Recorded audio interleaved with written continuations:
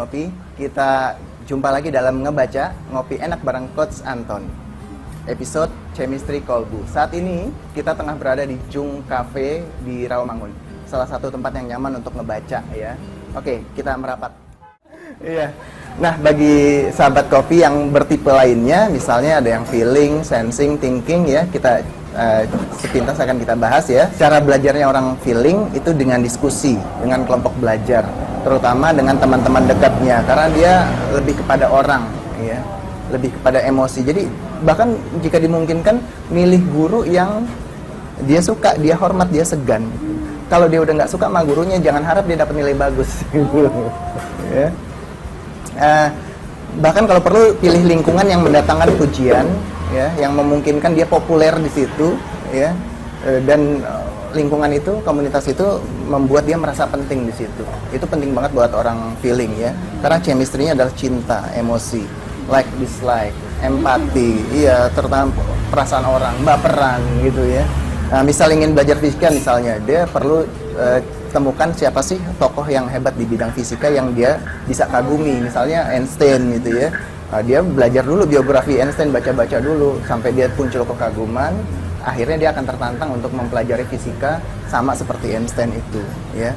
Dan kalau sudah lelah belajar, itu harus diberikan kesempatan curhat, emosinya harus dilampiaskan, curhat, terus juga didiskusikan, dibicarakan apa yang dia rasakan. Itu kalibrasinya orang feeling.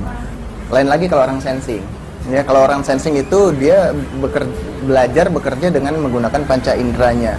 Dia belajar dari hal-hal yang konkret ya, dan pengalaman juga ya, sehingga dia bisa dengan mudah mencontohnya.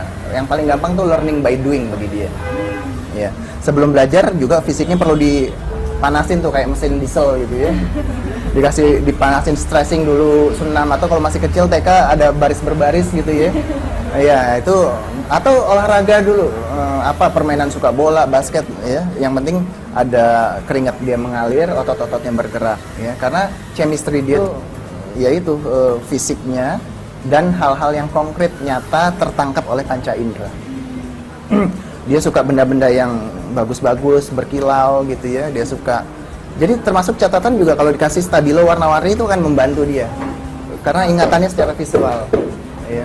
Kalau bosan, kalibrasinya adalah berkeringat atau bermain ya. Supaya otot-ototnya bekerja, keringat mengalir ya. Dan kadang-kadang mereka juga suka pamer ya. Jadi dalam aktivitas berkeringatnya itu suruh aja selfie dan posting di medsos gitu ya. Senang iya tuh, fresh, dia langsung belajar jadi cepet nangkep gitu ya. Terakhir yang typical thinking itu biasanya sih memang dia belajar secara logis, analitis, kausalistis, sistematis ya, berat. Kalau orang-orang thinking itu pemikir ya? Betul, orang-orang pemikir. Dia fokus pada proses menalar bacaan. Jadi emang sih dikasih buku dia udah langsung nalar gitu ya. Kalau bukunya berkualitas, dia bikin mind map sendiri dalam benaknya itu untuk memahami isi buku. Terakhir, cara belajarnya thinking ya. Jadi harus fokus pada proses menalar bacaan ya. Dia bikin mind map yang sistematis, jelas sebab akibatnya apa ya. Dia juga melihat proses secara utuh dari input yang paling awal sampai output yang paling akhir gitu ya. Dan itu semua kronologis, sistematis ya.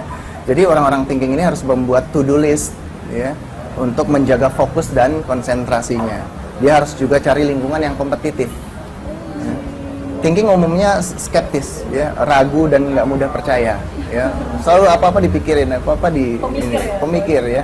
Jadi dia itu berusaha mencari sendiri suatu kebenaran. Nah, untuk itu dia butuh media informasi yang berkualitas, buku yang berkualitas, sumber-sumber internet, situs-situs yang berkualitas juga ya. Dia lebih suka baca sendiri ketimbang dibacain atau berdiskusi ya. Kayaknya lebih individualis dalam menggali kebenaran atau menggali ilmunya ya. Kalibrasinya juga dia dengan non-human. Jadi kalau dia udah bosen, jenuh, dia mestinya sih ngobrol dengan kucing gitu ya, atau dengan tumbuhan itu ya di pot gitu ya, gelombang cinta tuh diajak ngobrol gitu ya. Atau dia traveling ke alam untuk manjat gunung ya, mendaki gunung gitu ya. Itu kalibrasinya orang thinking, dia harus menghindari manusia. Gimana? Ada pertanyaan barangkali? Nah ini balik lagi nih coach ke saya ya insting. Nah ini kan baru lulus nih ya, masih suka pelin-pelan nih coach. Gimana saya tuh mau jadi apa, bagaimana gitu. Kira-kira ada nggak sih saran biar saya tuh lebih orangnya fokus gitu kan? Benar harus fokus ya. Jadi untuk bisa fokus, Nisa harus cari dulu cita-cita yang besar gitu ya, yang benar-benar ingin dicapai, yang prioritas yang harus dicapai. Nah, prioritas ini yang dijaga nanti. Itu jadi nanti nggak kemana-mana. Cari apa yang paling bermanfaat buat sebanyak mungkin umat manusia misalnya, ya. Karena orang insting ini tipikalnya rela berkorban untuk kepentingan yang lebih besar. Iya, untuk kegiatan-kegiatan amal kemanusiaan, kegiatan. Iya, orang-orang insting ini ingin merasa berarti bagi orang lain. Kalau saya ini nggak ada yang salah kan Bos dengan menjadi imajinatif? Enggak ada yang salah. Justru itu kekuatannya orang intuitif. Iya. Imajinatif, kreatif, unik, itu justru kekuatannya orang intuitif. Masalahnya jangan keterusan di dunia lain. Lagi-lagi gitu. Balik. Buru-buru balik dan langsung upayakan untuk merealisasikan itu. Karena ide-ide yang bagus itu nggak akan ada artinya kalau nggak direalisasikan. Jadi untuk sukses harus realisasikan justru itu yang bagus. Dia nanti memunculkan suatu produk-produk yang inovatif, gitu ya. Itu kuncinya, kembali ke bumi. Oke, demikian sahabat ngopi yang barusan kita bahas bersama, itu yang namanya intrapersonal skill. Jadi kemampuan yang diperlukan oleh masing-masing kolbu untuk mengasah dirinya sesuai warna masing-masing untuk naik makom. Ya, makom ini ada 4 level. Ya, 4 level yang paling bawah ini personality tadi. Caranya dengan tes TVIT. Kita tahu level personality genetik kita. Ya, kalau sudah berhasil diidentifikasi, kita asah seperti yang tadi kita bahas tadi, ya, bagaimana caranya, bagaimana kalibrasinya, cara belajar yang efektifnya seperti apa untuk mengasah personality ini menuju mentality. Ini level kedua. Kalau sudah di level mentality, berarti sudah menjadi personality yang cerdas, gitu ya. Nah, kalau ini terus diasah terus, nanti tinggal lihat sudah seberapa banyak kontribusi untuk masyarakat.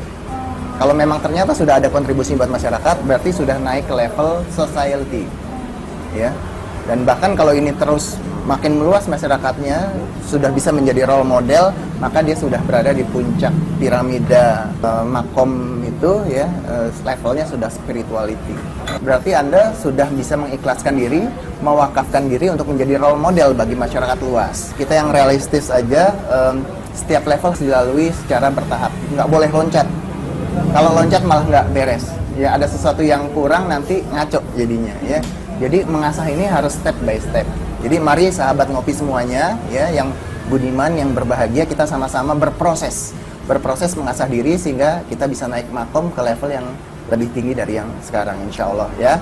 Nah, jadi itu ya udah lengkap ya, ada 5 warna kolbu tadi ya, insting, intuiting, feeling, sensing, dan terakhir tadi thinking. Nah, sekarang saatnya kita ngopi dulu ya, serut-serut dulu ya. Ayo.